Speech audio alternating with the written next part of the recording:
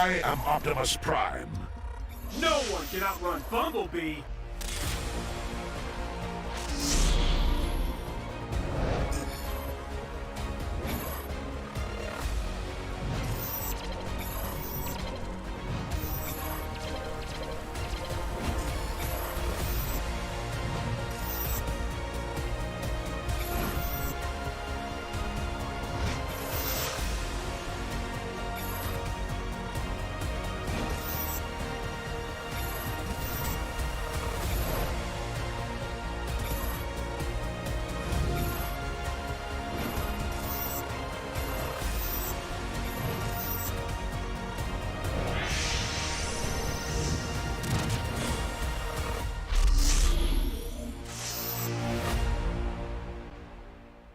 OSIM.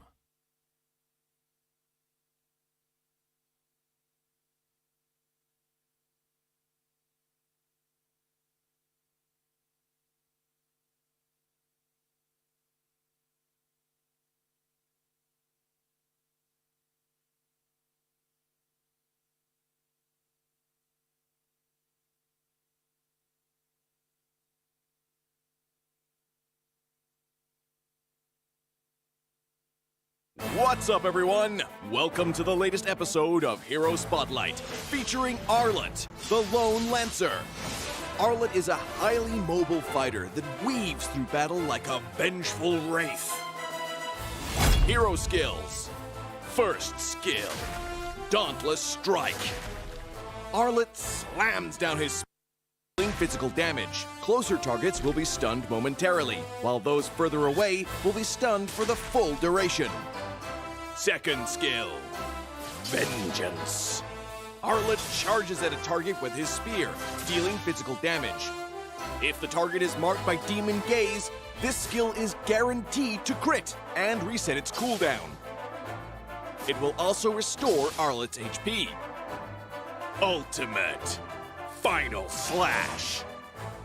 Arlott performs a wide, sweeping attack, dealing physical damage to targets and displacing them to the end of the swing. Passive skill, Demon Gaze. Arlott's demonic eyes will periodically mark a nearby enemy hero.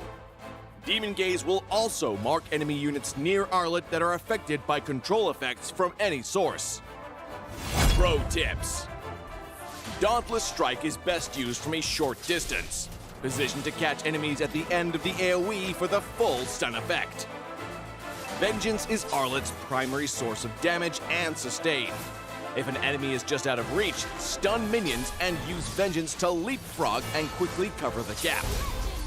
When low on HP, Arlott can mark a group of minions with his stun and chain cast Vengeance to quickly recover. Final Slash is a powerful displacement ability that can push enemies out of position for picks or unleashed at the perfect moment to catch the entire team. Combo tips. During the laning phase, wait for your passive to mark the enemy hero. Then strike them with Vengeance, followed by Dauntless Strike to stun and reapply the mark. Use Vengeance again and weave in a basic attack before finishing with another Vengeance. When going into a team fight, look for opportunities to use Vengeance on marked enemies. Use Final Slash to mark and group up enemies and tear into them with skill resets. Use Dauntless Strike to stun low enemies and finish them off with Vengeance. Tactics. Arlott is a formidable hero in the early and mid-game. By repeatedly marking the enemy, he can use Vengeance multiple times in quick succession to wear down his opponent while healing himself.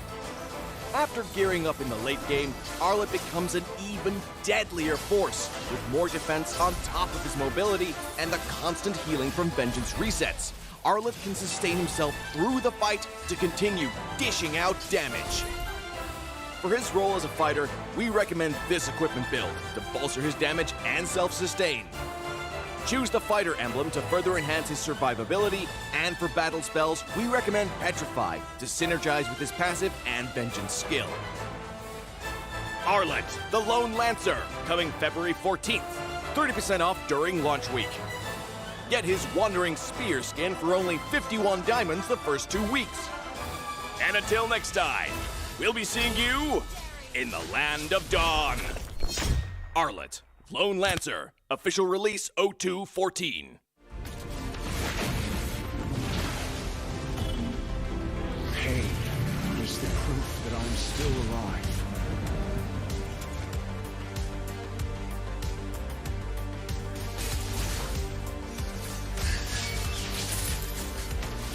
Mega kill!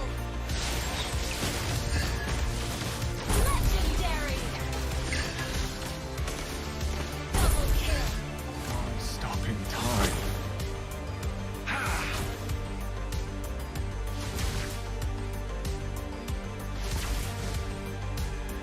Feel what I feel. Feel what I feel.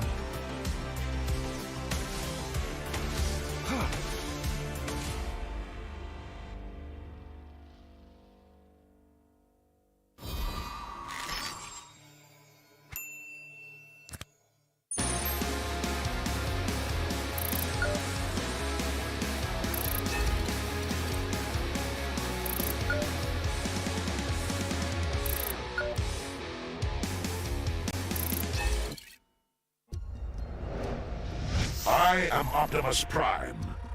No one can outrun Bumblebee.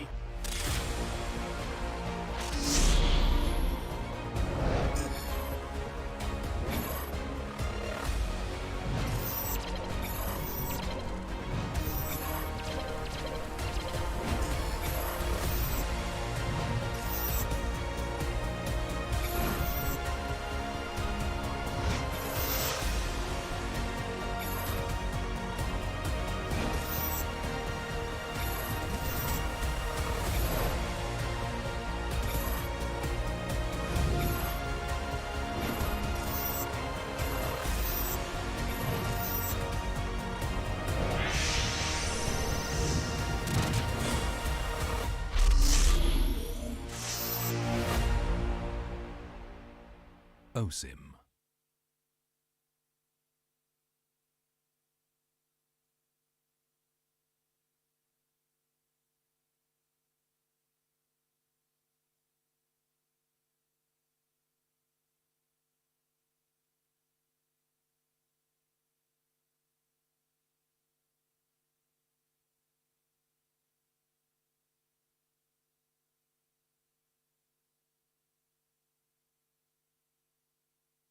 What's up, everyone? Welcome to the latest episode of Hero Spotlight, featuring Arlet, the Lone Lancer.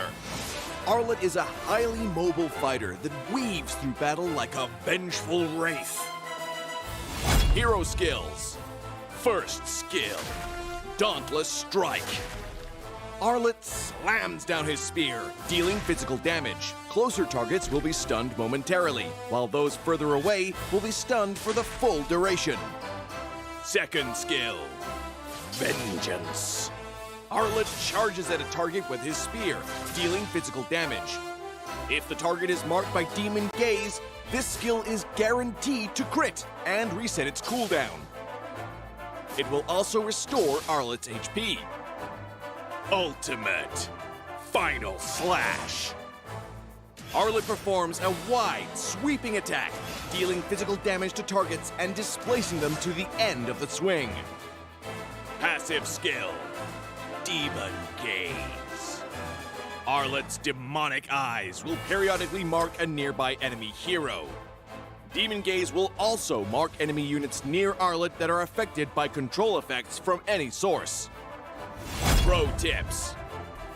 Dauntless Strike is best used from a short distance, positioned to catch enemies at the end of the AoE for the full stun effect. Vengeance is Arlet's primary source of damage and sustain. If an enemy is just out of reach, stun minions and use Vengeance to leapfrog and quickly cover the gap. When low on HP, Arlet can mark a group of minions with his stun and chain cast Vengeance to quickly recover. Final Slash is a powerful displacement ability that can push enemies out of position for picks or unleashed at the perfect moment to catch the entire team. Combo tips. During the laning phase, wait for your passive to mark the enemy hero. Then strike them with Vengeance, followed by Dauntless Strike to stun and reapply the mark. Use Vengeance again, and weave in a basic attack before finishing with another Vengeance. When going into a team fight, look for opportunities to use Vengeance on marked enemies. Use Final Slash to mark and group up enemies and tear into them with skill resets. Use Dauntless Strike to stun low enemies and finish them off with Vengeance. Tactics. Arlet is a formidable hero in the early and mid-game. By repeatedly marking the enemy, he can use Vengeance multiple times in quick succession to wear down his opponent while healing himself. After gearing up in the late game, Arlet becomes an even deadlier force, with more defense on top of his mobility and the constant healing from Vengeance resets. Arlet can sustain himself through the fight to continue dishing out damage. For his role as a fighter, we recommend this equipment build to bolster his damage and self-sustain. Choose the fighter emblem to further enhance his survivability, and for battle spells, we recommend Petrify to synergize with his passive and Vengeance skill. Arlet, the Lone Lancer, coming February 14th. 30% off during launch week. Get his Wandering Spear skin for only 51 diamonds the first 2 weeks. And until next time, we'll be seeing you in the Land of Dawn. Arlet, Lone Lancer, official release 0214. Pain is the proof that I'm still alive.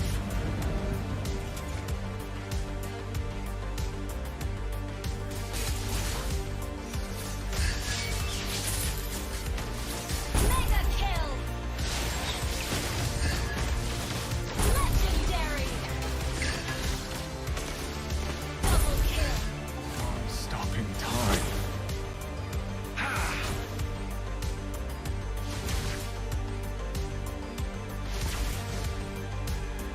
Feel what I feel. Feel what I feel.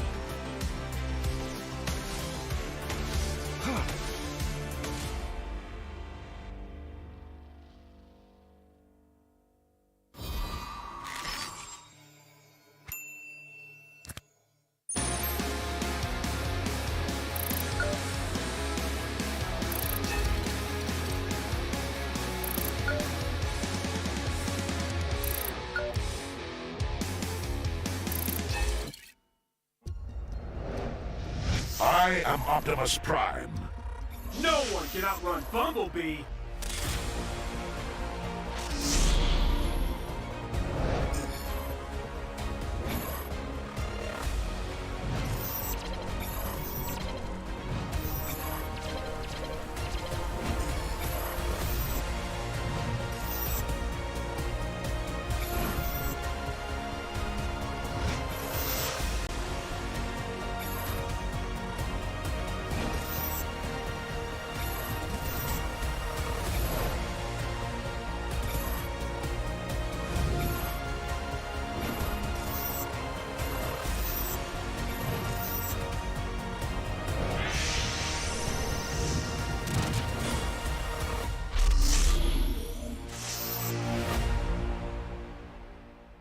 OSIM.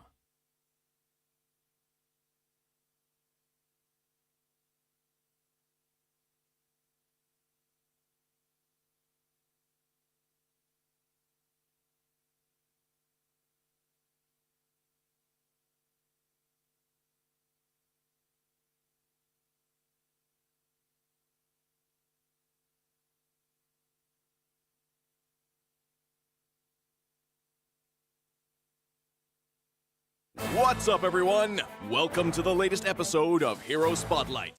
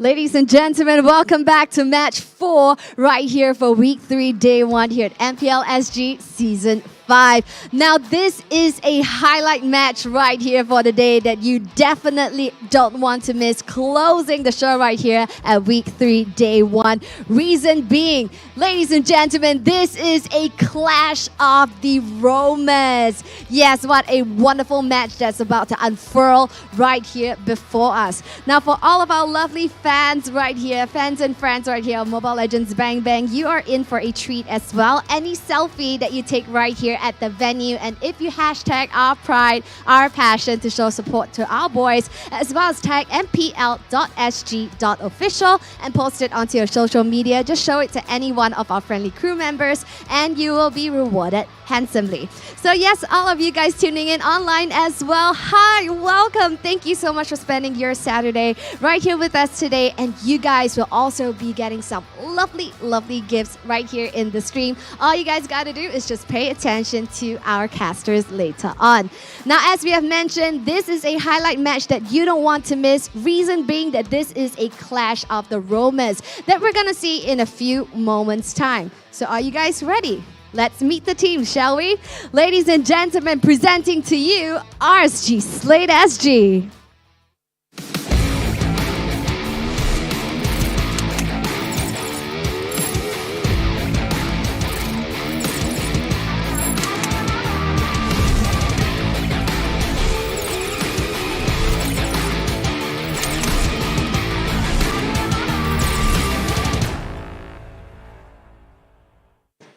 Now, ladies and gentlemen, as our defending champions are just getting themselves really comfortable right now, here is the team that we will see if they can taint that perfect record that RSG Slate SG has. Ladies and gentlemen, presenting to you Team Flash.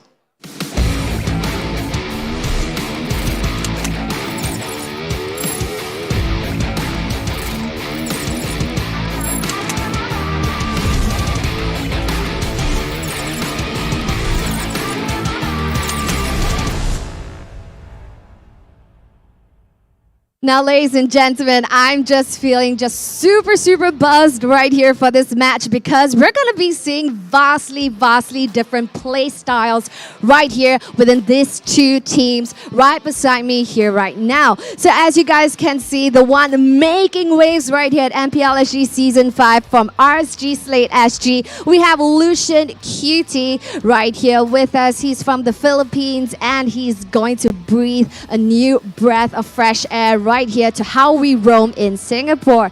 Whereas, from Indonesia, my bad. So over on the other hand, we have Cram God right here from the Philippines. So yes, we're gonna see Philippine style and Indonesian style right here in both of our roam lanes right here in MPL SG Season 5. So this is a very refreshing match that you definitely don't want to miss. Who will emerge victorious? We can only find out, so let's hand our time back over to the casters.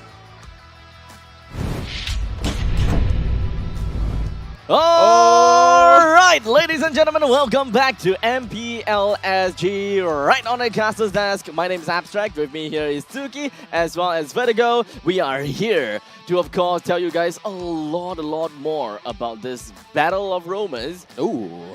Battle of imports and Battle of jerseys. Oh, I mean, their jerseys are honestly both pretty awesome. I love the color schemes. Yeah, but, who would you put the win though? You have to choose one. Yes, of course. I would choose Evil any day. But no, all jokes aside, I really like RSG's new jerseys. It feels like they actually put their heart into it. Not that they didn't put their heart into it. What do you mean by that? For the past season. You mean that they didn't put their heart into it? No, I know they put their heart, but their jersey is just built different this season. You know what I think it is? It's the pop-up collar. I think the pop-up collar is nice. It's really nice. I think that they were built the same, the same kind of material. And yeah, I mean, as they built different, like dry fit, a little bit here and there. Of course, it's dry fit. Of course, it has to be dry fit. But you know what? Speaking of dry fit, you know what's not dry fit? Well, the players themselves, I suppose. They're wearing dry fit, what do you mean? No, they themselves are flesh and bones, but Oh, they yeah. are wearing dry fit. All right, and for RSG Slate SG, we have Oki, we have Roy, Diablo, Bray, and Lucian Cutie. That's right. No change to the lineups though, and Roy is still there on the mid lane and proving his worth with his rotation and just mechanically outclassing everybody. So honestly, when it comes down to RSG Slate SG, they have been playing flawlessly. They haven't lost a single series just yet. So honestly, what do our boys over from the side of Flash gotta do against these top dogs? I mean, they just have to play something different, right? They have to go for the most unorthodox picks. I mean, even last week, Abstract mentioned that, you know, their picks are really off the books. And Tsuki, what do you think about, you know, the current lineup of Team Flash SG? Right You now? mean where Vanix, Jay, Vex, Yon, and Kremgod are in? Yes, Yeah. of course. I think I actually am very impressed with the way that they have, I think, grown over the season, especially with Jay coming in. I really enjoy the way that they play. It is a very, I wouldn't say it's a different play style, right? Yeah. But I think that their mechanical skills have sort of been brought to life under Jay's leadership. And before that, you know, I believe it was Joe playing for them. Yes. And so, not to say that Joe is a mechanically flawed player, but I think you just need a little bit of leadership, and Jay has brought that for Flash. So I'm kind of excited for it.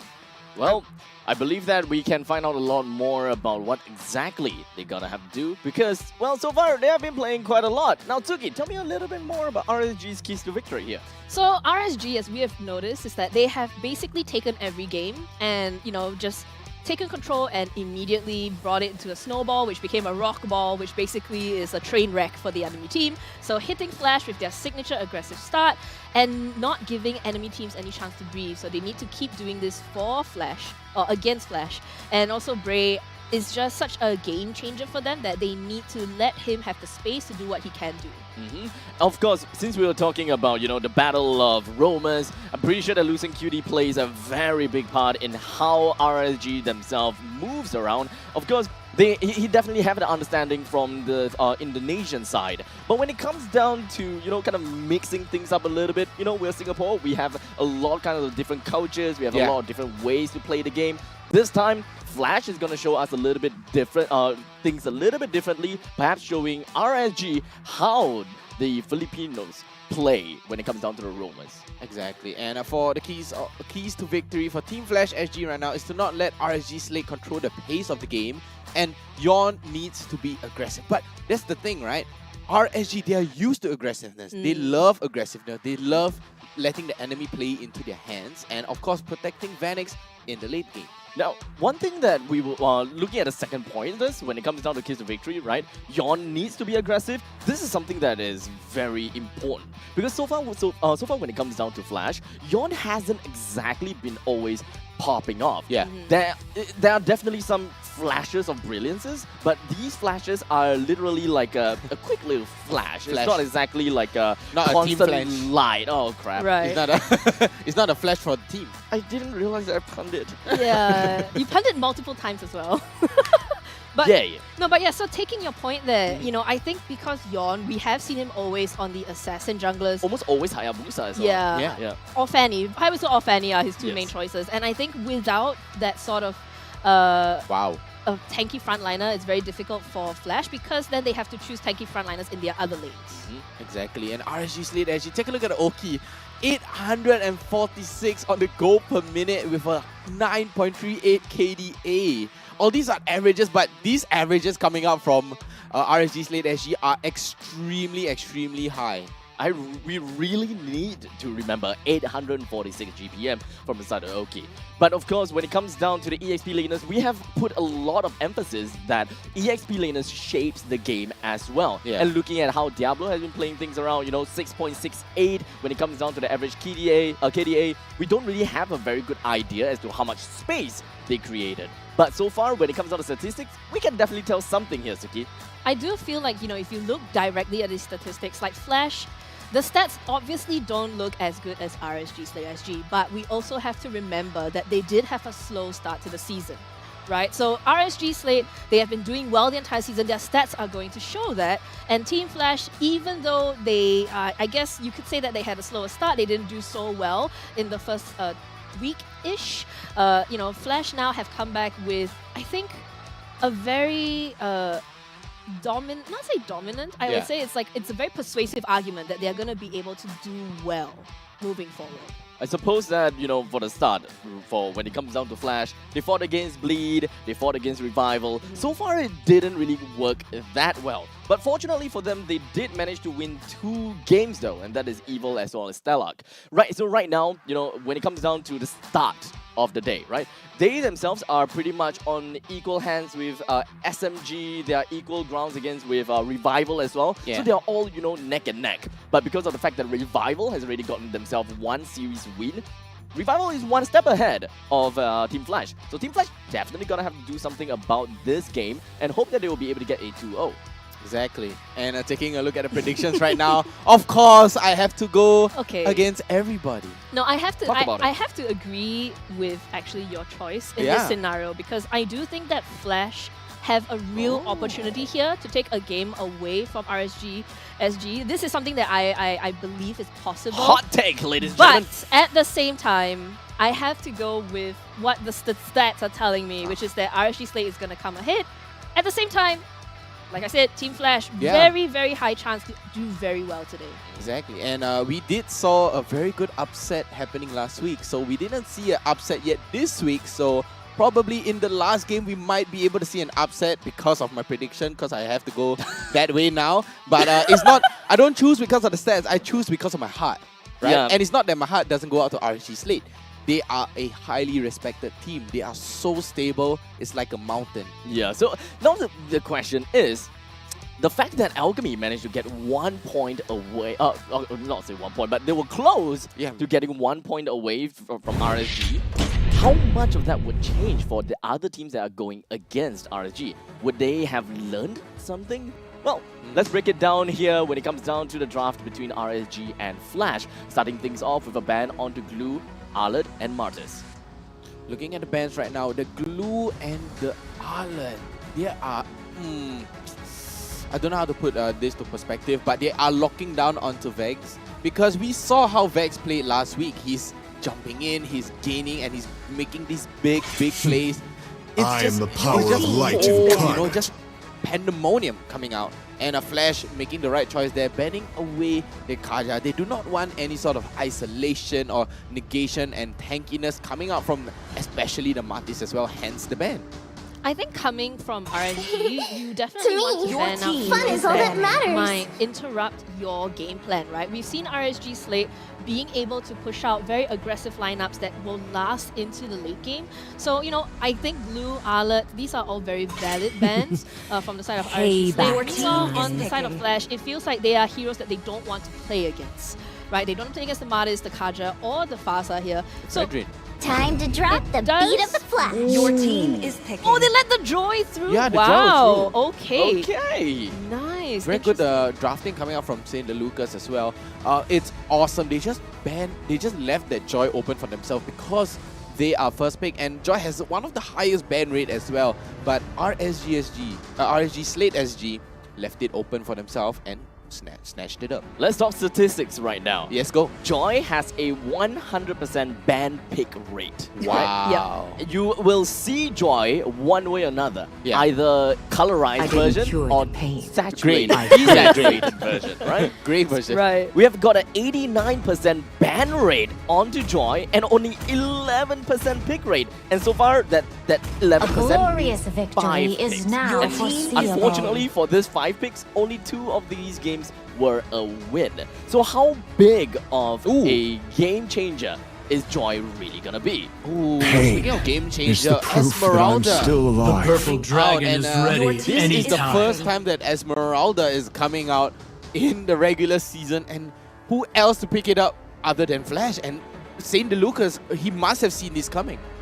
I am very excited for this Esmeralda pick because I feel like it's gonna play in very well into the meta, which is, this tanky meta, this sort of ultra long sustained fights with multiple re-engagements. But yeah. I know why the Esmeralda was picked. Why? It should Shields. negate the shield from It's Joy. just the Yeah, it's just to cut the Just the shield. shields. Just the shield. But Here's the thing though, because if they are picking up the Esmeralda just for the shields that Diablo is potentially going to be playing, yes, sure. Fame When of it comes down to flashy theory, accompaniment. it definitely sounds good. It denies them of the Fredrin as well. There is definitely a lot of things that we can look out for. There will be a lot of shields that will be funneled over to the Esmeralda, especially since we were looking at the fact that Esmeralda's generation of shields is becoming lower and lower per patch. And not only a Esmeralda pick, it's going to be a Ling. So Wow. Ling that has been banned out, I believe, against Yawn almost every single game that Flash is in. He now gets to showcase himself on that hero. Your southern seas are Show himself my on their domain. hero, and they want to destroy anyone who can, instantly stop or deny that Ling. And so they're going to be banning out that Kaja, that Fasa, and as well as that Kadita. They do not want this Ling being disturbed at all. And RSG Slate SG banning away the Franco. So what are they signaling towards here? This is, I think, one of the most exciting drafts that I've seen in a while, just because we are so used to the first pick Fredrins, the Groks, the heavy artillery, your Madis, your Lapu, the high HP heroes being priority here. But as we look at these two lineups, just the half of it that we can see, that's not the case. They're looking to, I think, be very aggressive, to go for the kills, right? Esmeralda as a hero, you cannot really play her passively. She has to be in the thick of the action to get stuff done.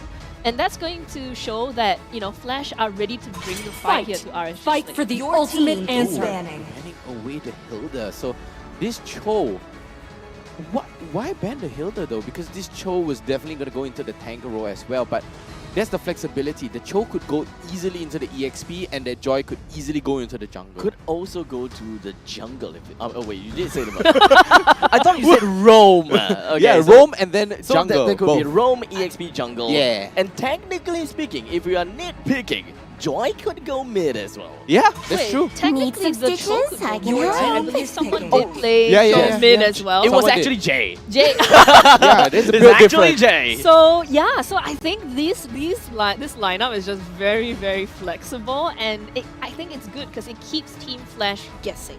Yeah. Right, what's gonna happen next for RSG Slate? I mean, it keeps Saint Lucas on the side of RSG guessing as well, don't you think so? I mean, Saint Lucas did not expect this Esmeralda coming out. He did not expect this Link. Your team Maybe he is might have strong. expected this Link because it is your It's time signature to go to hero, the and RSG there was a show. Hayabusa as well. Some fun. Wow, and going instead for the Sun Lilia, rises so- when I give the Oh word. god! Oh! It's Khalid Tang. Oh my! No, it's not Khalid Tang, guys. No, it's not. It's But Khalid sorry, I said oh my because of the Khalid, not because of what you said, Vertigo.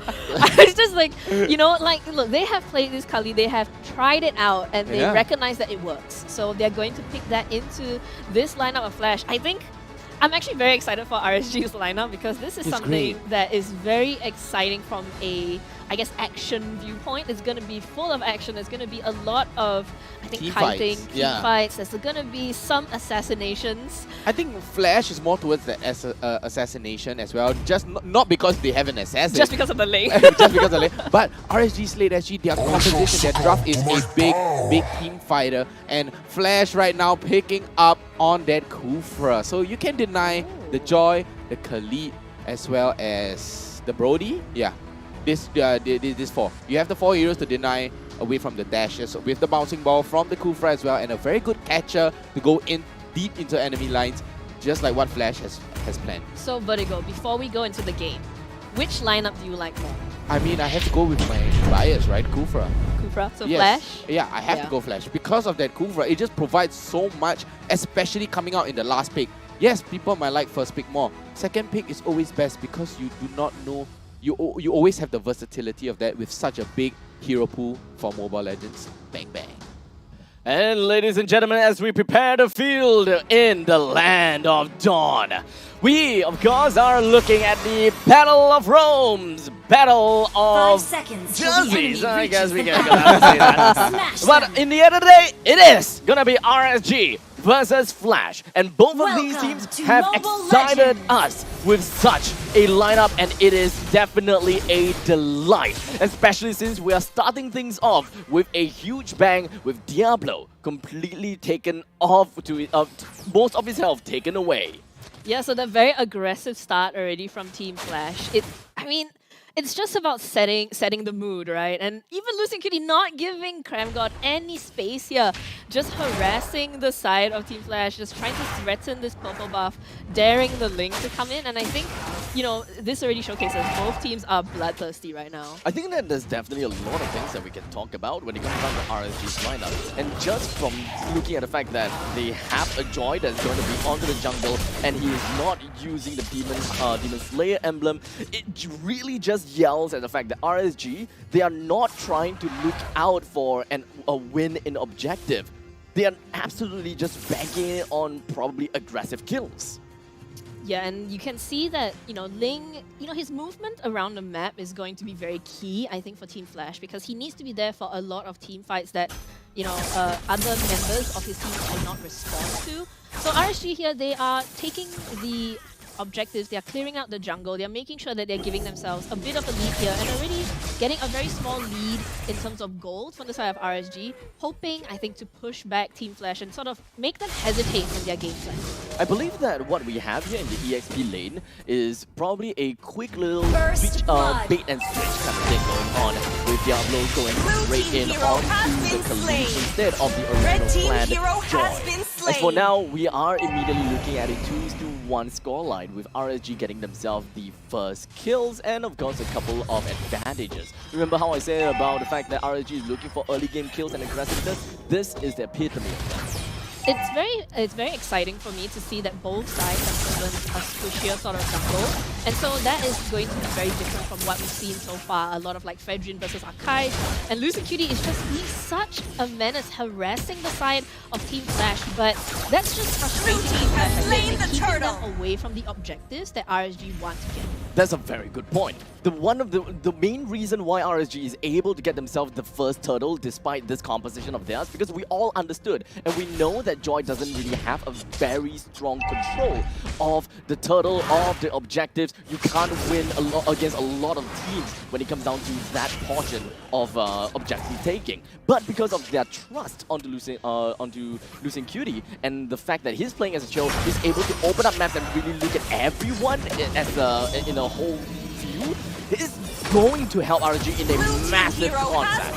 And I mean, you know, Losing Cutie went down there, he definitely stayed way too long, but at the same time that has bought so much space for the other members of RSG to gain pressure around the map. And even Bray here, being such a harassment, maybe gonna be able to take down Jay as well.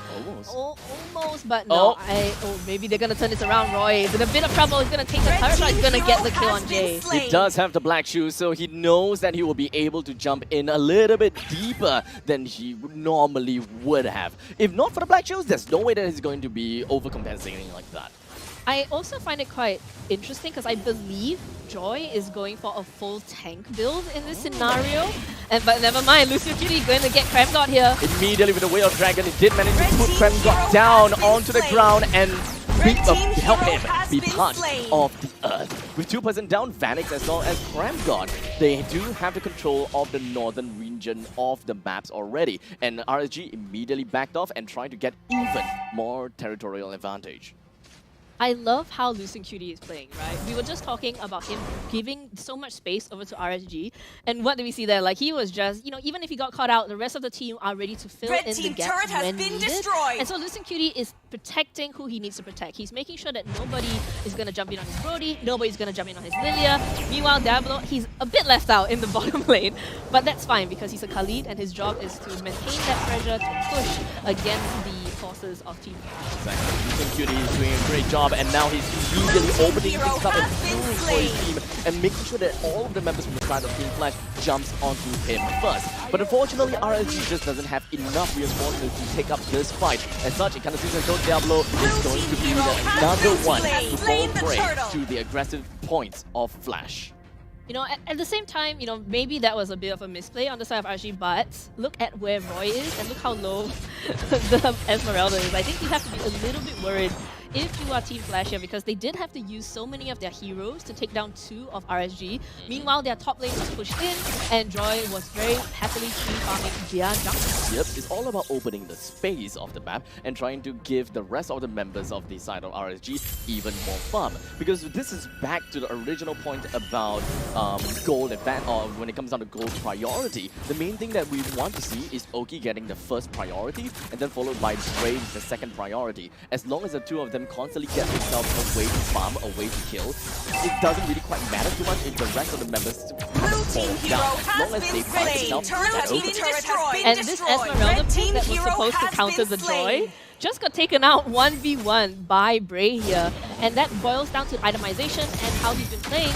And even now, look, they're all going to go in on this Bray. But look at the damage! Taking out Yawn, maybe taking out Kremgo as well, but manages to shut him down finally. This is just a saying. This is what we can expect when it comes down to Joy, and this is the reason why people ban Joy out. Sure, not that good when it comes down to objective, but once you get yourself the ball rolling, you have got a lot of things to work with. As for now, we're just gonna hold that thought for a little bit as we are looking at RSG trying to invade into the opponent's jungle and take their purple buff away.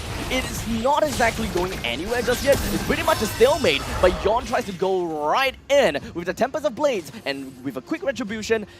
But that didn't work out. Yeah, and so, you know, as we are looking at these items, I take my statement back. Joy is not going full tank, he's going full damage. He's going full damage. And he's playing so well. You know, the micro dodges that he's been doing with his Joy is just been fantastic. And we saw that fight at the top lane. It was a 1v4 just so that his team could push the mid lane. So on the side of RSG, there isn't like a star player that they're going to protect. They're all going to contribute in the way that they can so that the entirety of the team gets the macro control that they need. I mean, we're talking about Joy, right? And that is the, well, no pun intended, the joy of playing Joy. Because this hero is capable of dealing damage, have great sustainability because of the shield generation. You've got the movement speed, you've got the crowd control negation / resistance. It's really tough for you to play around that. But hold on a second, as we are going to be looking at Security, Roy, as well as our friend over here, Oki, getting completely invaded by the side of Flash. They went a little bit too deep trying to bring down the secondary defense. It didn't really quite go that well initially for RSG, but once Bray came into the picture, they managed to mow down 3 of the members from the side of Flash. But that's not over just yet, as Yawn have decided to join into the party as well to take the final straggler out, Roy. I mean, it was a very good jump, I think, onto Team Flash, but we saw Jay playing very well, getting out of that before Lucid could lock him down. And yeah, we look at the damage, Bray and Roy just miles ahead of anyone else. It really comes to the point where RSG, they don't really have to care about the fact that their team is weak when it comes down to taking the objective, because they will not allow Flash reach that kind of situation or that position where they can be neck and neck with RSG. As much as possible, they will be able to put down totems and pretty much just putting out surveillance cameras all around the map. Team Flash would not even have any opportunity to come close to those objectives as we speak. I mean, you can see already from the minimap, right? Team Flash have been grouping up as 4, and they've been thinking, where is this RSG, I guess, sneak attack coming from? Because they want to make sure that they get the jump, that they get the kill before the Lord comes up. But RSG are playing very differently. They will spread out a little bit more across the map. They're making sure that they're getting the farm needed instead of waiting too long. And there's going to be a big fight here. Immediately, as we do have Bray just diving right over to the back lines, and of course, with the help of Lucid Cutie, they managed to bring Panics down immediately. Vex, unfortunately, is going to be the next one to fall. And because of all of that space that they've managed to buy, the second-tier defense turret in the middle lane is undoubtedly gone too. You know, we were talking about how the lineup doesn't necessarily lend to this neutral objective, you know, getting the neutral objectives. They don't have to worry about that. They just take 1 down, take 2 down, and then just go for the objective themselves. So, I mean, we already saw from the lineup, it's a very aggressive lineup. Both sides want to fight, want to take kills, want to fill that scoreboard up with I guess, a bloodbath. And yeah, that is exactly what we're seeing right now. Yep, RSG right off the start, they are on a tear. They're not going to be allowing Team Flash to do anything at this point in time. And Team Flash, unfortunately, the only thing that they can do is just huddle around and just kind of give each other group hugs until the point that they can, you know, actually be independent. But they don't have anyone aside from Cram God that is able to just walk right into a rush, try to understand everyone of that. When it comes to information gathering, Cram God is the only one. The jungler, which is the Link, is relatively squishy. And unfortunately, that is just the nature of playing an assassin jungle. There are pros, there are cons, and the cons is you don't have enough front lines, and you can't exactly take control of the map that way. I think it's quite exciting because both sides haven't really chosen that frontline sort of 5-man fight. But never mind, Lucy is going to go on Cram God. He's going to flicker it, he's going to be fine. And they're just going to be pushing into these turrets here. The middle lane turret. Oh, not looking good as we do have Bray trying to get himself over to the back lines on the side of Team Flash. But it all hell erupted as the rest of the members from the side of Team Flash is going to be mounting a comeback against RSG. Phoenix immediately takes a flicker forward, but only to be punished by the glooms from Roy. Bray got a little bit overexcited there. Like, we saw how much his burst damage was, but that's at the enemy base. You're going to be taking those turret shots, and they are going to hurt. Especially since you're not a tank, you're just a Joy. Just a Joy. You do rely a lot on sustainability. We're looking at Joy's item. The main thing that really contributes to the sustainability is, of course, the concentrated energy. The more damage you deal, well, the more life, the more spell vamp that you'll be able to make. And not to forget the amount of shields that you can generate. As long as you hit a new target, that is going to go out of control. But you also have to be very wary as to where the Esmeralda is. At this point in time, they're probably forgetting at the fact that Esmeralda, to a certain extent, takes shields away, or maybe they just don't think that that is impactful enough. The Esmeralda is only level 11 while Bray is already 15. I think that is going to be very difficult for the Esmeralda to even stand up against Bray. And I believe that, you know, unless RSG let Team Flash get to level 15, let the game go on for a bit too long, I think Flash are going to have to try and hold on if they want to come back to this. I mean, understandably, the late game factor from the side of Flash will be relatively strong as we look at Esmeralda. Once Esmeralda has gotten the items that she ultimately needed, you can pretty much do things well. In the meantime, hold on a second, Cram God went for a completely blind Tyrant's Revenge, lands right on top of Lucian Cutie. They did manage to buy some time and they did manage to get some information and open up the northern jungle, but aside from that, nothing much is going to be happening, aside from Diablo trying to jump over to onto Yawn. That's an assassin jungle that almost got assassinated. I mean, Lucian Cutie was there as a bait, right? We saw what he wanted to do. He wanted to get behind Jay and he wanted to pick him into his to the enemy team, into RSG, so that they could take him out straight away, get a pick off right off the bat. But even with the majority of Team Flash, you know, targeting Lucian Cutie, they still couldn't get him down. The discrepancy right now between the damage and the levels is a little bit too much for Flash to fight back. So they have to get what they can, getting as much of the jungle now that, you know, RSG have fallen back to build up the waves to go into Team Flash's base once again. Team Flash right now can only look at the game in a linear direction. They don't have any other game plans that they can essentially work with, aside from hugging the turret, awesome, and just waiting for the perfect time to spring out of control. But, of course, all of these have one caveat, and that is economy. RSG right now have got a 5,000 gold advantage, and that by no means is going to be an easy game for Flash. I mean, we did see that Bray has already picked up the Divine Glaive, I believe, and on the other side, there's 2 Radiant Armors on the Esmeralda and on the Supra. So, you know, they are trying to control Bray on this Joy, and I think the longer the game goes, they're less afraid of avoiding the P.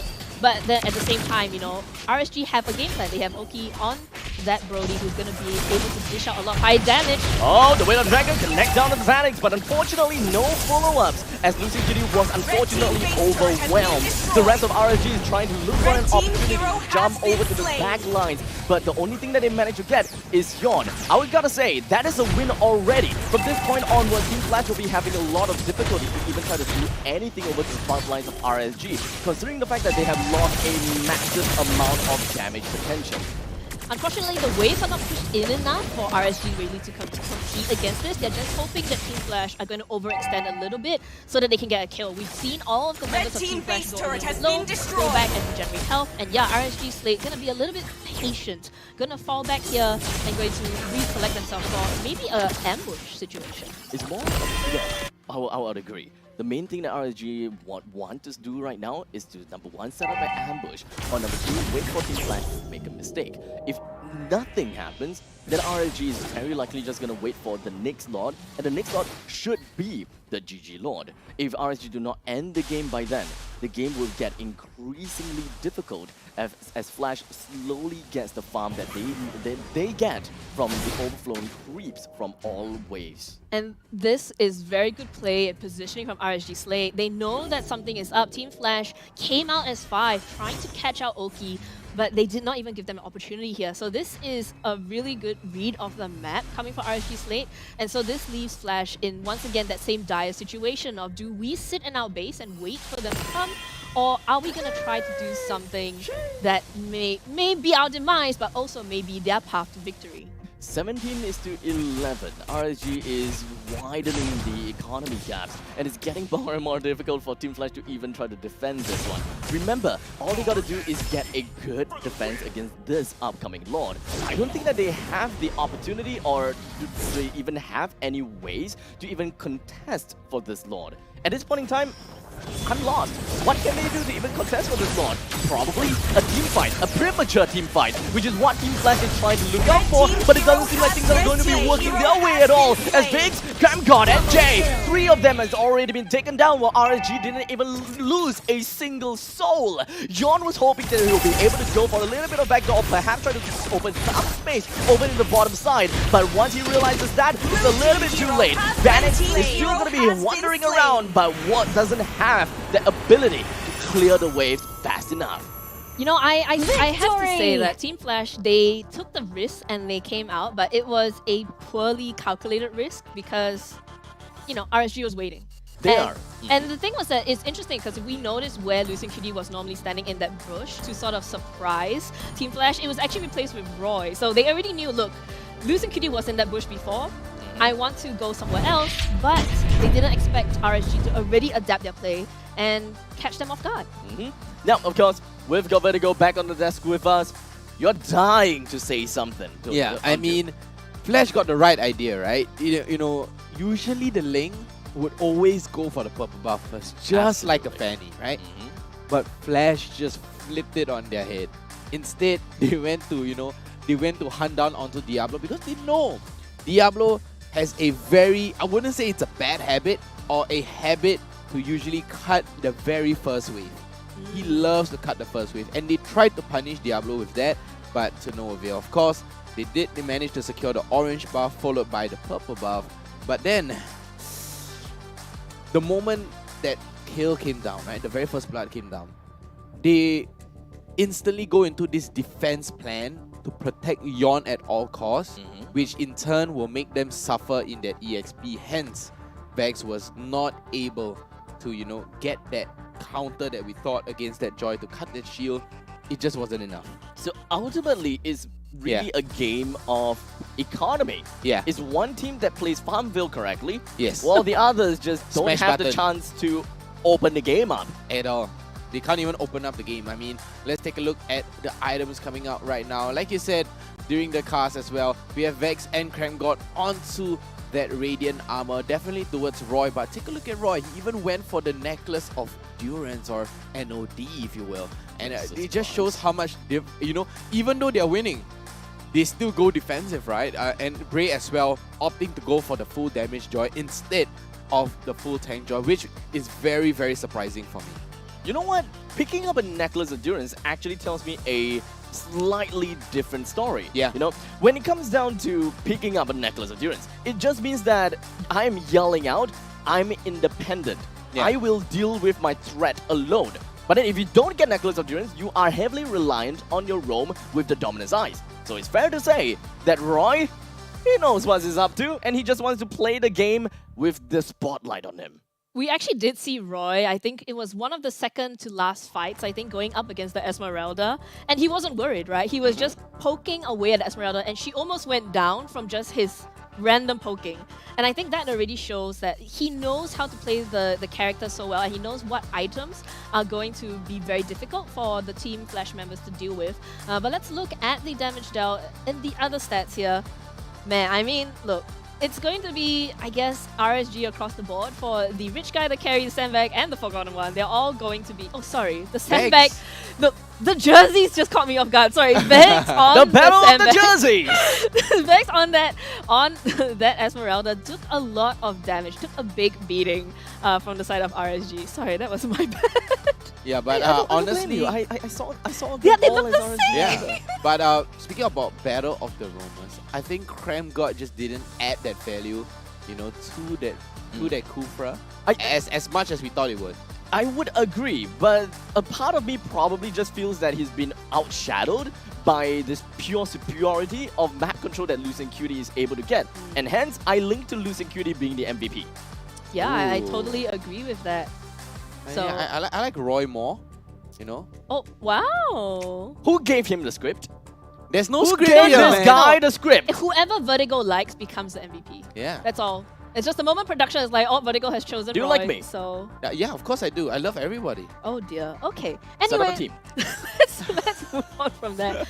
I mean, Roy, yes, Roy is definitely instrumental. He was very much involved in a lot of the fights. Yeah. So yeah, kudos to him, and congratulations that he got MVP for this game. Exactly. And Roy played it to the T, right? He played his role so well as that Lilia, constantly punishing Flash for overstepping no matter what. We saw how Vanix rushed in, trying to get the kill onto Roy as well, but Roy punished him with the purple ball. I call it purple ball, sorry. It's my lingo. Purple ball. The Yeah. The glue. Right, you're not wrong. But speaking of the glooms, perhaps we'll be able to tell a lot more of a story about the glooms here, Vertigo. Exactly. Take a look at this. Cram God flickers all the way back, and look at the aggressiveness coming out from Bray and the team help right here. Look at Bray. I love this so much. He's dashing back, he's dashing forth, and he's just juking everybody right now. And just because of that Terrify coming out from Jay, it kind of denies it.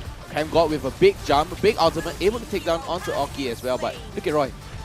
Roy just chasing them down without any fear. Take a look at that. Constantly dishing out the damage non-stop. And I think it was this fight where, yep, it all went south. Look at Vex. Vex gets so much damage. And look at, just focus on Roy. Constantly pushing out damage. Black Shoes back. And I think it was this part. Yeah, look at that. Very good jump all the way in. Roy just bursting everybody down over and over again. So this was the one where Flash almost turns it around. And Lucia, Cutie, and Roy, take a look at this. Very comes in. Roy, punish. Instantly punish. It's the Winter Truncheon. Alright? Oh, it's the Lightning Truncheon, sorry. Lightning Why did you say Winter Truncheon? They're both Truncheons, you know, right? I think we just really want winter in Singapore right now because Yes. it's pretty hot. But yeah, so what we've seen once again, over and over, is this story of how Roy and Bray have been such aggressive playmakers in this match. We normally look at Diablo to be that aggressive force, but Yeah. actually he was more of like the stabilizer, right? It's a side cameo. Yeah, side cameo. And we do see Roy as well as Bray just being so aggressive, jumping in, taking the risk. But it's always calculated, right? And It's every always. time they make a loss, if somebody does go down, they get something else on the other side of the map. And that's what makes RSG Slate so scary as a team. Roy, oh Roy. Get it? Boy, oh boy. Because you know, Oh boy. last time it was Oh My Roy. Oh my Roy. His IGN was Oh My Roy, if I am not wrong. I can't remember. It was very early in the season when he was a sub. I'm sorry that you have to be in between us, Suki. No, it's fine. I Boy, oh boy. enjoy being surrounded by lovely, intelligent men like yourself. With lots of puns, but you know what? Lovely. What do you say again? Sorry. Beautiful man. Beautiful man. Yes. You know how we get this title? Well, of course, we're gonna have to give thanks over to Guardian Man. Hey, as we introduce Guardian Man, the official skincare partner of Mobile Legends Bang Bang Professional League Singapore Season 5. With Guardian Man, you can level up your game with confidence. Our advanced skincare technology is designed to keep your skin refreshed and revitalized. You know, very Yeah, revitalized. it's actually, he's glowing. In person, it's so bright, I can't really look at him. But yeah, you look great, man. Thank you so much. So bright. And of course, even during all of these intense gaming sessions, you are just, you know, glowing. So you can pretty much say goodbye to all of that oily mess and acne skin. And say hello to a fresh and a new look instead. Ooh. So why settle for average when you can be at the top of your game with Guardian Man? Be a champion. Extra GGs in just 10 seconds with Guardian Man Techno Fight. Yep, 10 seconds and it eliminates 99.9% acne-causing bacteria. So that's like a Paquito wiping everybody out with the combos. With a knockout strike, knockout punch. Can you imagine just mini Paquitos coming out of the Guardian Man, the Acno Fight? The bottles? Okay, maybe for me that sounds a little bit terrifying, but I'm sure as two manly men, you enjoy the idea of Paquito destroying these These bacteria. yeah, right? whatever's on your Tough face. love! That's what we're looking for, tough love! There ain't no way to, you know, beat those bacteria down. You sound like you're gonna say life was like a box of chocolate. And speaking of boxes of chocolate, the boxes the boxes of chocolate that Flash has to offer look pretty promising on the outside. But on the Okay. inside, It's bitter. no, it's not bitter. It was the chocolates was everywhere, like you dropped the box. I have to say this though, it's that sucks. actually the first time that we've seen RSG play a different game plan Yeah. than what they normally do, and I think maybe this is actually, I wouldn't say a challenge to Team Flash, but meeting them at their own game, I think is something that RSG Slate have definitely planned for in this scenario. That game definitely was Fun is all that matters. for us. And let's hope that game number 2 will be of an equal treat as Team Flash and RSG enters the second drafting phase, starting things off with a Martis, Fasa, Glue, and 1-1 ban. Exactly, and the Flash going for the next ban right now. They could go for that Joy ban or pick it up for themselves, but not to forget, they do have an alert as well. They might want to keep that alert open or ban that alert away to keep it for themselves for their first I am pick, the but power instead, of light Flash are going to go with incarnate. the Kaja ban. I wonder whether Flash now wants to pick up the Joy for themselves. Time to drop Given the what they beat saw. of the But but RSG are like, Yeah. you know, I'm not gonna let you do to us what we did to you. So they're going to ban I the will Joy. choose So my There own we path. go. an Alert, yeah, coming out from Flash. So I mean that's a very stable pick. It is something that I think almost every single EXP laner likes to run or wants to run, other Yeah. than the Glue. I mean, the Fredrin is open right now as well for RSG Slate. Oh yeah, that is true. And I mean, you know that Flash are not gonna take the Fredrin because Yon doesn't really play techie Exactly. junglers. So maybe they just might want to leave that Fredrin open and prioritize other heroes. You know, especially with the Eve being knocked out right now, they could. With the Fasa knocked out right now, they could pick up the Eve before Flash does and go with that counter pick. Alternatively, if they want to suddenly show the Fredrin on Yon, is that a possibility? I don't See think value it would in be a me. possibility. It would be fun though. It would be fun, but they get snagged Okay, away. okay. And a good versatile pick as well with the Valentina. And team is Yon lacking. going for the Fanny. Not bad. All right, so this is, one I can mean, this is escape my expected, iron right? He fist. has Your been playing the team Fanny, Oh, the man. Hayabusa. So the Badang. Badang reply from RSG, I mean, Is Diablo the only person who plays Badang in the regular season with confidence? no, I don't. I believe there have been a few other Badang players. I can't get them off my head. Maybe Abstract can get that information for us.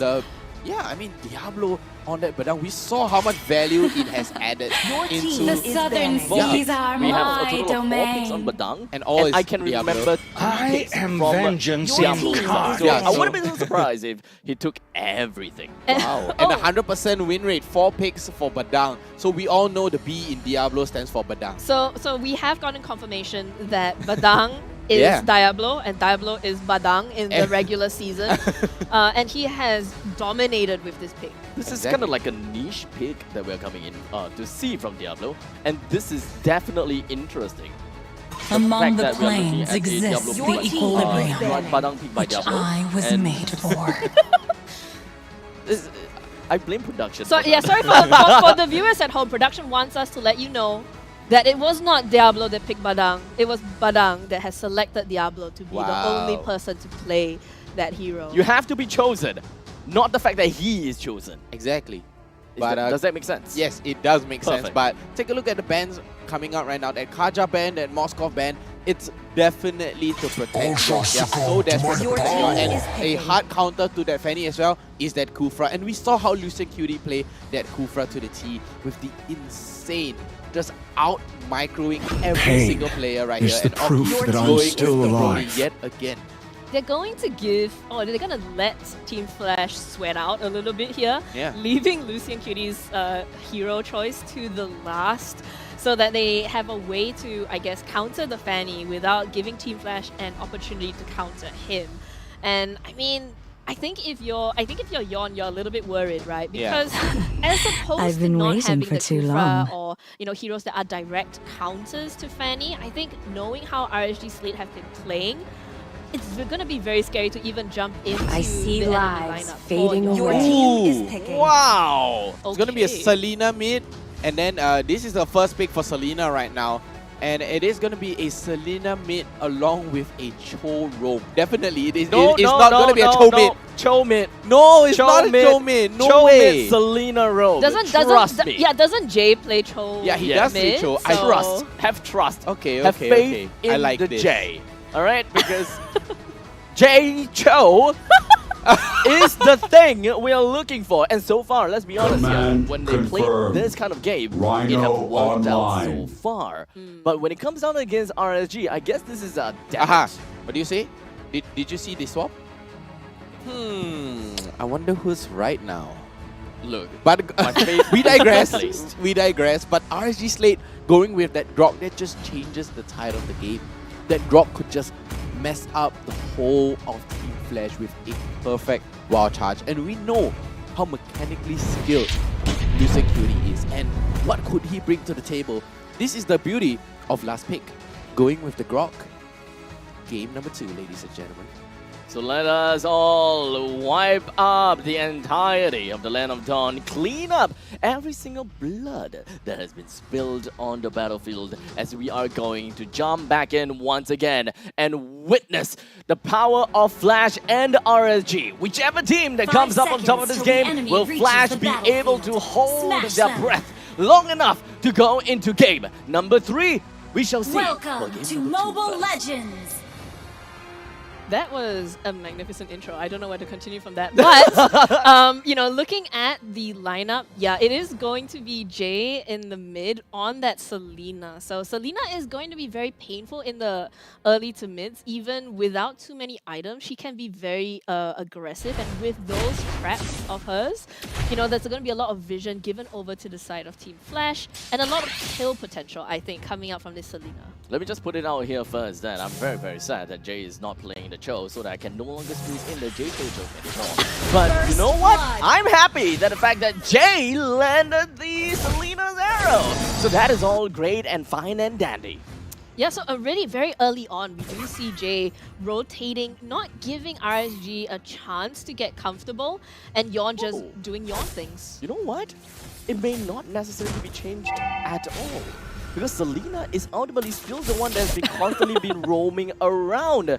And wait, does both of them actually have roam boots? Okay, that is definitely something new that I'm definitely surprised about. That was definitely fun. We'll break that down a little bit more. And perhaps if we have the time in the analyst desk together with Vertigo, we'll kind of like break it down a little bit more. But we focus a little bit more about this 1 minute and 30 seconds into the game.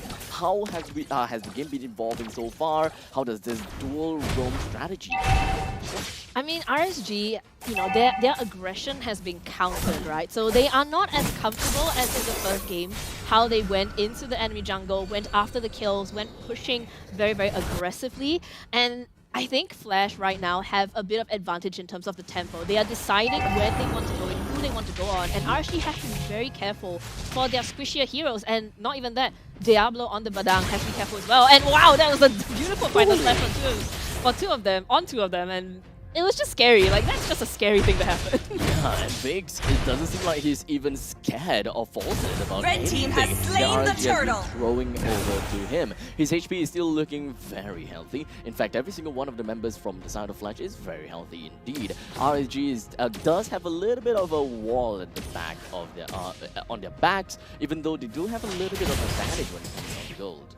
I do think that this Fanny pick, though, is I would say because Fanny requires the buffs very much so to survive and do well, you know, the first few turtles are going to go into RSG's pocket unless Flash is able to get good pickoff. So this is not a surprise, right? Fanny is not going to go in and compete against a Fredrin for the retribution battle when, you know, Fanny really needs to get her buffs, she really needs to get her items up so that she can push the lane and do a lot for the lane. The Abyssal Arrow did manage to land on top of Oki, but Losing Cutie reacted as he quickly went for the Wild Judge plus Flicker and made sure that Jay do not have the time to land a basic attack onto Oki, effectively saving Oki.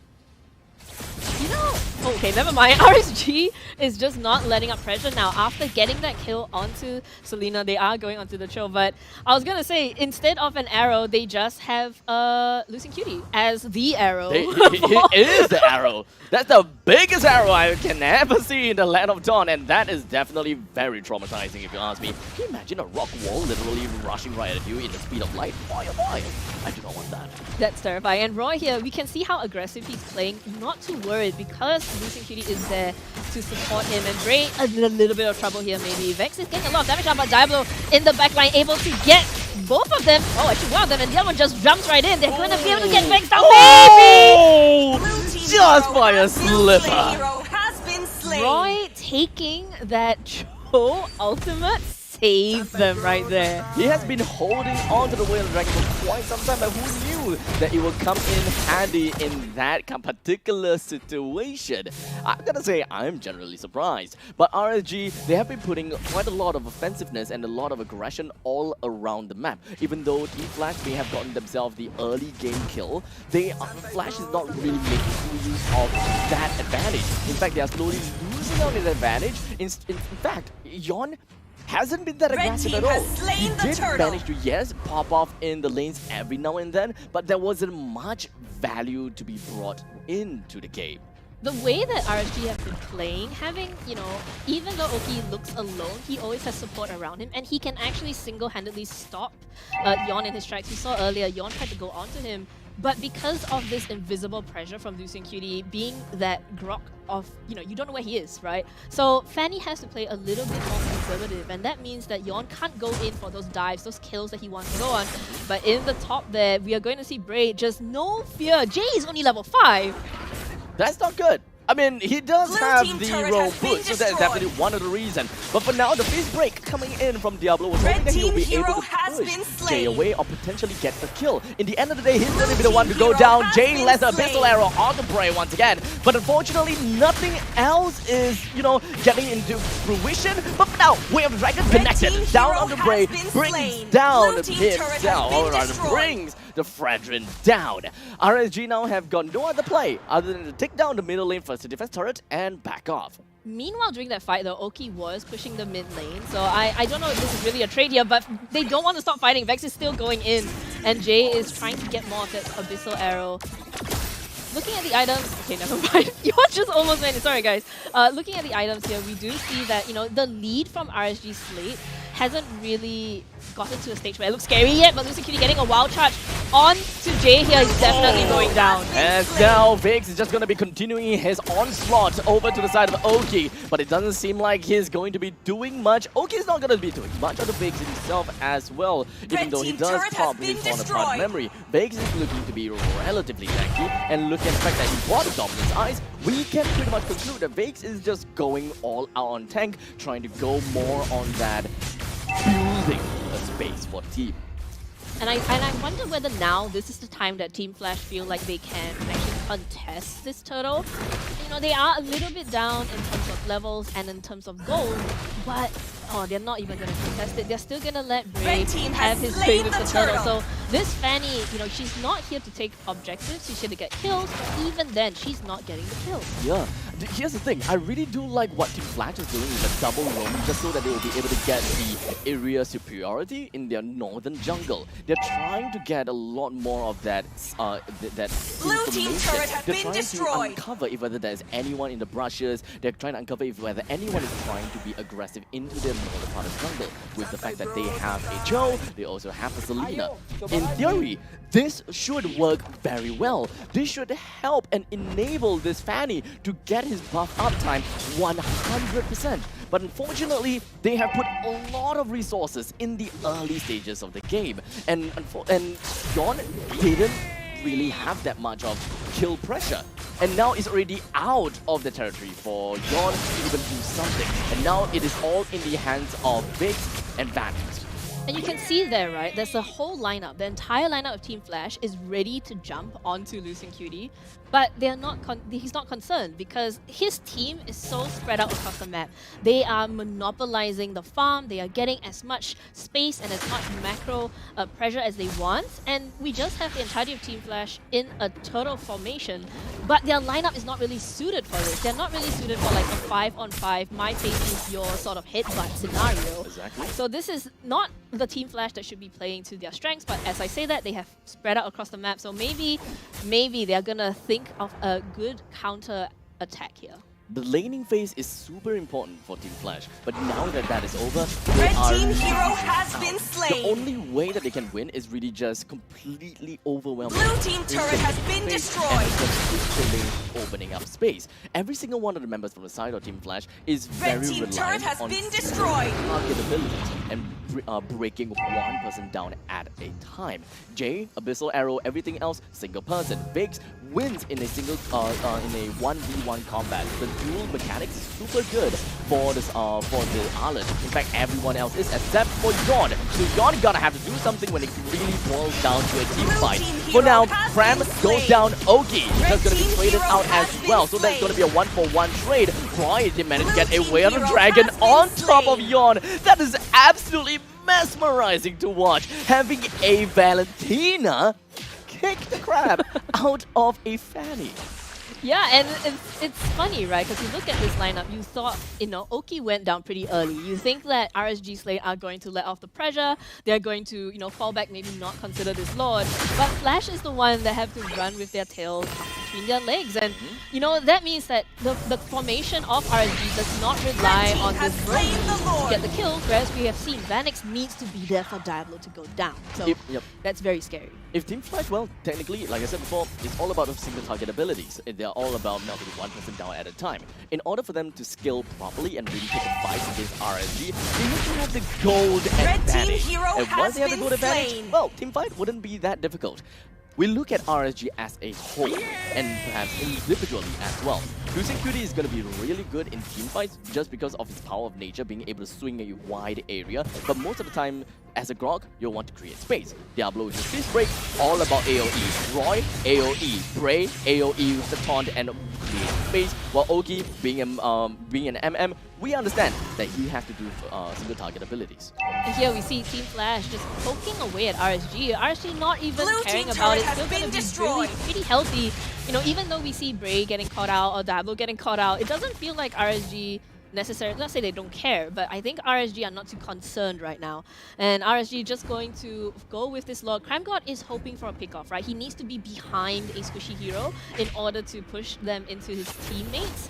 So whether or not he's going to be able to get Roy here or maybe Diablo, he's actually going to go for Diablo here from the rear. But Diablo is the one that catches him first. As the wall is erected right in front of Crime God, it doesn't seem like things are working well. Look at Lucien Cutie with a quick little rush down. Was hoping that he'll be able to bring Crime God down, but he got a little bit too greedy as he wasn't just keeping pace, wasn't keeping awareness of where his opponents were, or perhaps just greedy in general. He lost his life trying to end the life of another roamer. Value? I don't see anywhere. No, yeah, that was an unfortunate choice for Lucien Cutie. Maybe we have spoken about this battle of roamers too much, and now he has a grudge against Grand God. But yeah, so now Team Flash, they do have a bit of an advantage here. They are going to stick together as 4 though, and they have to hope against hope that they can pick up one at a time. They are going to jump on in, but Kremgod gets caught out by the Badang. Roy as well is going to take down Vex here. That Whale of Dragon was absolutely wonderful from the side of Roy. He's constantly catching people out with the Whale of Dragon and just constantly just being able to single the members from the side of Flash out one time after another. Vex as well as Kremgod is going to be the two unfortunate souls that will be descending away from the land of Dawn, at least for now. All of the inhibitor turrets from the side of Team Flash, fortunately, is still up and running. They do have Fanny, so at least when it comes down to split pushes, it's not out of the equation yet. Yeah, I think for RSG, the biggest concern is if in a key team fight, Team Flash managed to isolate the one member that they need alive. And I think in this scenario, Roy right now is that person that they want to take down because he has been instrumental with his ultimate steals with the IMU. And he has been instrumental in also, I guess, scouting out where Team Flash is coming from because Valentina does have those dashes that a bit extra mobility over walls. So now, oh no, they think that they're going in for a trap, but instead RSG is the one waiting for them. Kremgod getting taken down low, they're gonna get taken out. And now, of course, once and again, another wild shot from the side of Losing Q. They did manage to isolate Kremgod and brings him down. Almost immediately, if you don't mind, Roy is unfortunately going to be the other unfortunate soul that will go down. This is the comeback mechanic Red that team we has are slain the Lord. side of Flash, feeding everything over to Vanix because we do have Vex that is able to get a good amount of stun in. We do have Jay, we have Kremgod as well. All of them just need to isolate one player after another just for Vanix to pour in the damage. But Vanix, with that damage, is going to be able to burst down the entirety of RSG pretty quickly as long as he's left alone. Exactly. So if RSG don't catch Vanix out in the next couple of fights, I think it's going to be a very, very different story, right? Because he is 4-0-2 on that carry. He's going to be scary to face against. Here's the thing, right? One of the main ways that RSG can even jump over to the backlines and really deal with Vanix is when they have their flicker available. Most importantly, Losing QD needs to get a wild shot in. Blue team base turret As has long as been Vanix destroyed. positioning is good, you will be Blue able to team stay hero alive has been most of the slain. time. However, the problem is Flash's front lines is just not capable of holding out long enough for Blue Vanix team to do base all of the turret has damage. been Vanix can destroyed. stay alive, but he just can't have the front line stay alive for long enough. As now Roy with the Whale of Dragon and just gonna be isolating one member after another. RSG promptly destroyed Flash in this game. There wasn't just much that Flash could do. You know, Vanix was their comeback mechanic, but Vex, that with that final slash, has actually disrupted RSG in so many of their fights. So him going down there immediately signals to RSG that this is our game, we're gonna take it. But anyway, enough of us. Vertigo, what do you think? RSG Slate SG played it to the T, right? They saw this Selena coming and they made great use of it. At the very final fight, right? If it was somebody else, it was somebody different, maybe a Julian mid, the fight could have turned around, right? But because of this Selena pick, yes, it's good in the early game. Yes, you may get catch, but you have to use it to its maximum potential. You need to add as much value as you can with this Selena. I have the one question about the double roaming boots. Yeah. Is that something, I feel like if the Selena hadn't gone for the roaming boots, maybe No, that would be they are better. forced to go with the roaming boots Okay. because this Selena has to be roaming and she has to add that value, catching out everybody with that abyssal arrow. In turn, you're going to be losing farm, hence the roaming boots. So ultimately, with that forced situation from there, they themselves forced themselves in a way whereby they gotta have to execute something. And in the event that it doesn't work, all hell broke loose. Yeah. And in this case, that is the defeat of Flash themselves. I mean, like, every time we see a team fight and we think that RSG is going to win handily, it's always been Vex who has been stopping them, right? And I think that boils down to Arlet as a hero, as well as Vex's mechanical play being very, very good. But there's only so many times you can, do that reliably before RSG eventually break through because they get the right kill at the right time.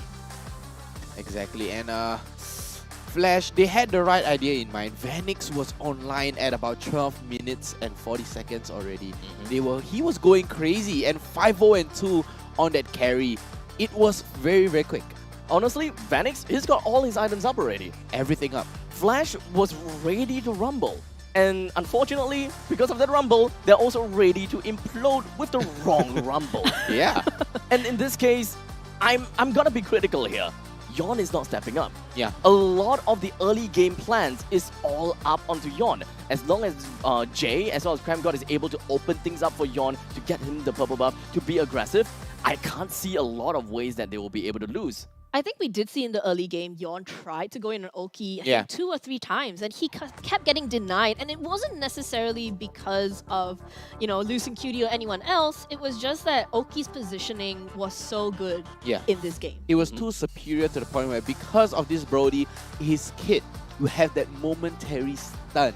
Yes, they took out the Moskov. That's a very good deny to the Fanny as well. Yes. But you have a Brody for a quick little iframe stun and one-shotting this Fanny. Yon, it's tough. It's a tough game for him. It's a tough right? game for Yon. He keeps getting denied. Right. He can't go over to the EXP lane to get a free kill because we're talking about Diablo. we're talking about a Badang or the Diablo, or rather the other way around. It's Badang, it's just Badang. A Diablo on a Badang, Badang Exactly. on a Diablo, yeah, so on and so forth. And for Oki, Lucia Cutie is always there. Always. So it's really tough for him to do anything. If he's if he finds a way to eventually work onto Oki, I wouldn't be surprised if he's able to get a lot more kills in. Oh no, it's not. Oh man. It's wrong this time. Man. It's wrong No, this you know time. why? Because he didn't say I like Oki. I like Oki. Oh, He just man. said it's gonna be Oki, which Yeah. it negates it entirely. So it is. So this doesn't count. It's not on record. Yeah, It's so, not on the record. So it is Lucian Cutie who is going to take it. And he has been setting up, every single fight for RSG. Crucial And plays. Very. yeah, very, very, very, very good mechanical plays coming out from Lucian Cutie. I think we really need that one play in the highlight. I really hope that it is in the highlight. Losing Cutie like a bullet. Just rush straight through, wild charge plus flicker, stopped Jay right in his tracks. That is just fast gameplay. There's fast fingers, fast reactions, and he completely blew me away just from that quick little thing. You don't need a lot of mechanics or anything. Yeah. It's just your brain going autopilot. It's just flick and go. It's like an automatic go. It's like a trigger finger, right? The Exactly. moment, or a trigger hair on a Venus flytrap. The moment it activates us, it just snaps you up, just like the wild charge. But we're gonna see a little bit more of that in the highlights. I just can't wait for the highlights, guys. Please tell me more, Vertigo. I mean, take a look at this. Jay, look at Lucia Cutie on how he instantly demolishes Like a this. bullet! And Oki with the iframe flickering away with the Tonopant memory.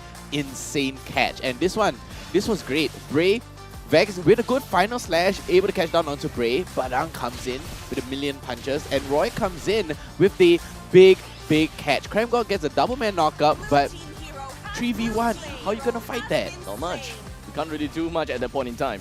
Exactly. Lucid Cutie, look at this. They managed to lock down onto CramGod, forcing him to go back. Good final slash coming out as well. Oki goes down. Vanix with a very, very good aggression. And exactly. I saw what Roy did. Exactly. He knew that Fanny will jump onto him. Yes. That's why he's getting in the Wheel Dragon all the time. Exactly. And that is just superior positioning coming out from Roy. Right? He predicted it. He saw it coming. CramGod, take a look at this. He gets knocked out. Flicker, wild charge comes in. And final slash as well. And take a look at Yon. He's just a little bit out of position every single time because of this disruption. And it forces Yon to stand in a position which he doesn't like, which he's very uncomfortable with. And that's how Roy catches him off. I'm gonna have a hot take here. Please. I think that Cho was a bad choice because the Cho ultimate was used to their detriment more than it was Exactly. used So to help them. exactly. So the good choice right now, a meta pick, Valentina. You can't go wrong with the Valentina. But I also think that, we can't take away from Roy, right? He Yeah. knew exactly when to save that ultimate. We saw him use it to save Bray, and we saw him use it to save himself. Yeah. And multiple times that was the game changer in a lot of these team fights. I would want to agree about the Cho being a bad pick. I really do want to. But I think that this is just a series of unfortunate events for Flash, right? They can definitely make it work. In the hands of CramGod, I wouldn't be surprised.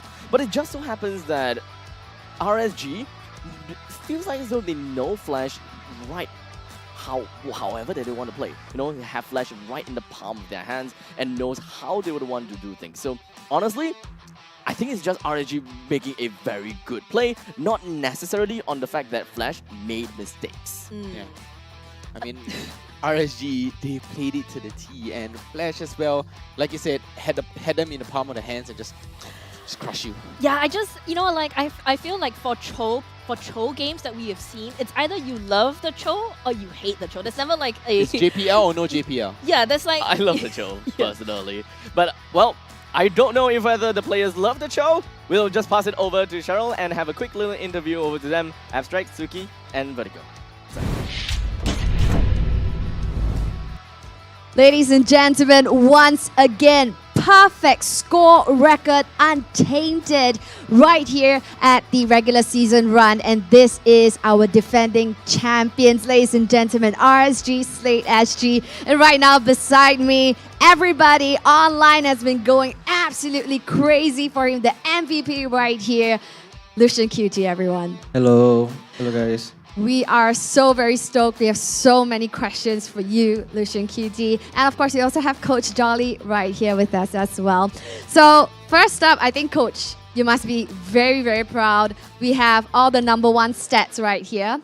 Lucian QT has highest number of assists in game. Oki has highest number of kills right here in the overall regular season. So you must be very proud how they're doing. So what about you, Lucian QT? How are you feeling the fact that, you're the most involved, highest assist right here in game? I feel happy, but not very happy because our target is game to win, right? And then assist and kill is just a bonus for us. And yeah, that's all. Right. So knowing what you know in MPL ID, how is it different adapting to so-called the Singapore gameplay? I think the gameplay is not too different, but the communication is need a bit adaptation because in here we need to short call using English, right? Then when I go here, I must learn adaptation also and learn a bit about English. Yeah, I think that. But overall, for until now, there's no problem. Right, based on the way you delivered, it seems absolutely just flawless. You're great. And and of course, moving forward, we're gonna see some exciting matches as well. I believe Team SMG is gonna come up real soon. How are you guys going to prepare for that? I think no more extra prepare, just like previous week, we train, we scrim, prepare for the SMG and Blade also. Right. So right here, before the old RSG roster, we had Lolzy. And, Lolzy is really, really well loved by all of us right here at MPL SG and well missed as well. So those were big shoes to fill. And you definitely have been making waves. So how does it feel, replacing Lolzy as a roamer? Honestly, I also ask a bit about gameplay and then how is in-game and short call also. Lolzy helped me a lot in playing as a roamer in RSG. Right, so just an interesting question for Coach Jolly. Why Badang for Diablo? I think because I want to pass them. I want to punch Diablo, so I like punch heroes like Pakito, Badang. So you I want choose him the heroes that can punch also. Punch and kick one, I'll give him. Yeah, because Diablo deserves the punch. Oh, wow. Interesting. Okay, so I hope you guys have got your answers right there. So really, we're very, very happy to have you right here with us, on the Singapore team for RSG Slate. Wonderful, phenomenal plays. Thank you for bringing a breath of fresh air right here in the whole MPL SG scene. So thank you so much for taking the time to interview with us. Really, it is so refreshing, like for most of us right here, even the casters. It's really refreshing to see, surprise picks, cheese picks, as we have mentioned. Like, it's very refreshing to see, outside of the normal meta heroes, wonderful leaked heroes as well. So this is why MPL SG Season 5 is unlike ever that you have seen before. If you have enjoyed the matches today, remember to call on your friends to come on over and check us out. We are available on all of your favorite platforms such as Facebook, YouTube, as well as Twitch. So yes, we have ended the interview right here for our defending champions. Boy, oh boy, undefeated, ladies and gentlemen. And with that, it concludes match 4 right here for week 3, day 1. And with that, ladies and gentlemen, let's take a look at our overall standings. So as you can see, ladies and gentlemen, with that perfect sweep once more, it catapulted them right here. RSG Slate SG, 15 points, undefeated. And right behind them, we have Team SMG SG with 12 points. Trailing right behind them, we have Bleed eSports with 10 points to their name. Now, there has been a little bit of a switcheroo. We have seen Revival right now at 8 points in 4th position. So as it seems right now, the upper brackets has been quite spaced apart, but anything can happen right here in the middle section, because in 5th position, we have Starlark SG with 6 points to the name, Team Flash SG with 5 points, and Alchemy SG and Evo both taking 1 games today, marking them at 2 points each. Wow, what a shift right here for week 3, day 1. And right now, we only have 2 more days left. It is crucial. It is crunch time. The teams are right now heading back to recalibrate and get ready for a brand new day, and that is week 3, day 2. Because, ladies and gentlemen, the upper bracket is so coveted because it grants the teams that extra life in the playoff seasons. So with that, let's take a look. What matches are happening tomorrow? So yes, ladies and gentlemen, this is the schedule for week 3, day 2. That is happening tomorrow. For match 1 happening at 10 a.m., we have Bleed eSports going head-to-head with Stellark. Whereas on the other hand, match 2, this is a match, ladies and gentlemen, that you don't want to miss. We have Team SMG crossing swords with RSG Slate SG happening at 1 p.m. as our highlight match. This is one that you don't want to miss because we're gonna get a little bit of a taster of what we can anticipate over at playoffs, because positions 1 and 2 will be duking it out. Now for match 3, we'll be seeing Team Flash going head-to-head against Alchemy SG at 4 p.m. and ending of the day for week 3, day 2, we're gonna have Revival closing the show going head-to-head with Evil.